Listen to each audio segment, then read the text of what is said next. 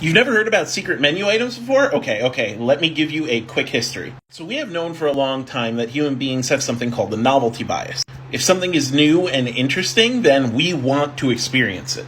In fact, even if it's not all that interesting, as long as it's new, we want to experience it. And the history of secret menus kind of goes back to 19th century Paris, when culinary establishments would have culinary lotteries for the poor, people who couldn't usually eat there. They would usually have something like a bubbling cauldron of fat and broth, and they would put in a bunch of bad cuts of meat and a bunch of good cuts of meat. They would give you a really long fork, and you would pay a fee to stab in and see what you got. And most of the time, you would just bring back bones, but sometimes people would pull back a prime cut of meat that they didn't even know was available at the restaurant. This was also seen in candy stores. Candy stores would give out grab bags of candy that they just cobbled together. And sometimes you would get a candy that wouldn't normally be available at the store. And people would keep buying these grab bags for that chance. Now, you may say, well, the secret menus aren't like a lottery.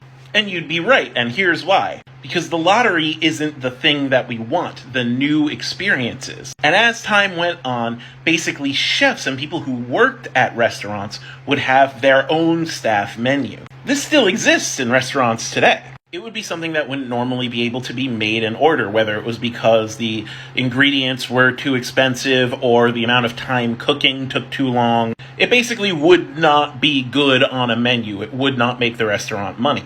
But it didn't have to make the restaurant money if you were making it just for you. And since restaurant workers were used to their menu, they usually would use the chef's menu, the staff menu, to mix things up and not get bored of the cuisine.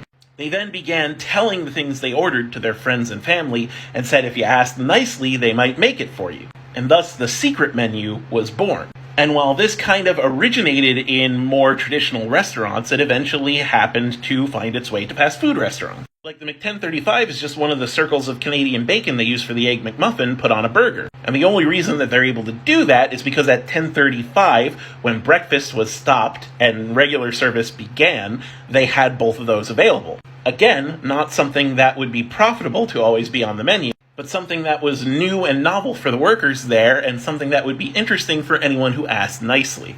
And nowadays, just about every fast food joint has some sort of secret menu. But again, ask nicely, because it's not like it's a codified menu. It's just people in the back putting ingredients together that they normally don't put together for you.